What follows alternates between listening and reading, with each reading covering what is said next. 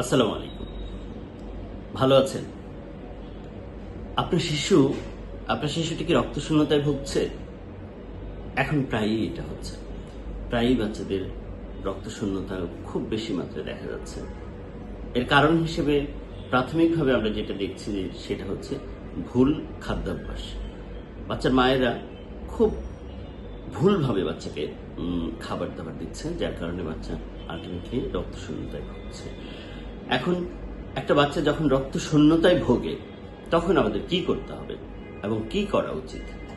প্রথম কথা হচ্ছে, রক্তশূন্যতা হলেই আমরা যে কাজটি করি সেটা হচ্ছে আয়রনজনিত খাবার বেশি খাওয়ানো শুরু করি।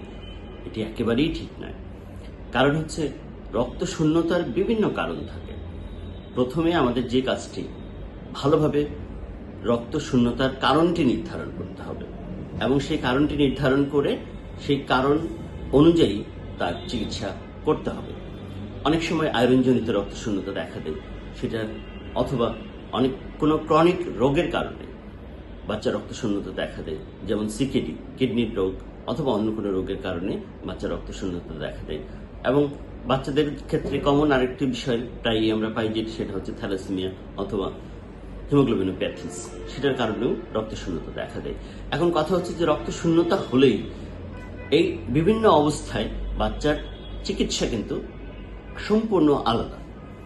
সেই কারণে রক্তশূন্যতা হলেই গণহারে আয়রন জাতীয় খাবার বা আয়রন সিরাপ শুরু করা একেবারেই অনুচিত হবে।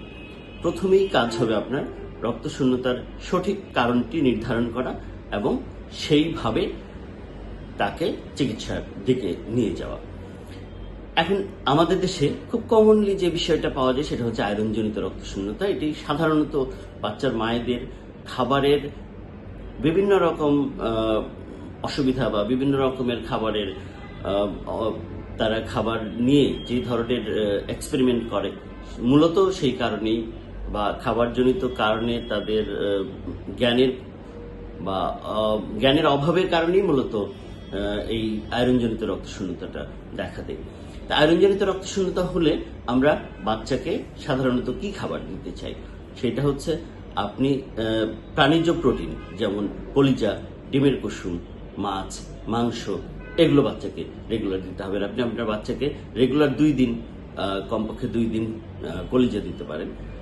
এছাড়া বিভিন্ন ধরনের ফলমূল, যেমন ডালিম, তারপরে কিশমিশ, কলা, সবজির মধ্যে আপনি দিতে পারেন ব্রোকলি, গাজর, ফুলকপি, মিষ্টি আলু, এগুলোতে প্রচুর পরিমাণে আয়রন থাকে। এখন কথা হচ্ছে যে এই বাচ্চার যদি থ্যালাসেমিয়া থাকে তাহলে এই খাবারগুলো কিন্তু সম্পূর্ণ নিষেধ থাকবে। শুধুমাত্র আয়রনজনিত রক্তশূন্যতার জন্য আপনি এই ধরনের খাবার বাচ্চাকে দিবেন। সুতরাং আপনার বাচ্চাকে রক্তশূন্যতা হলে সঠিক কারণ নির্ধারণ করে সেইভাবে চিকিৎসা করাটা খুব জরুরি। ধন্যবাদ।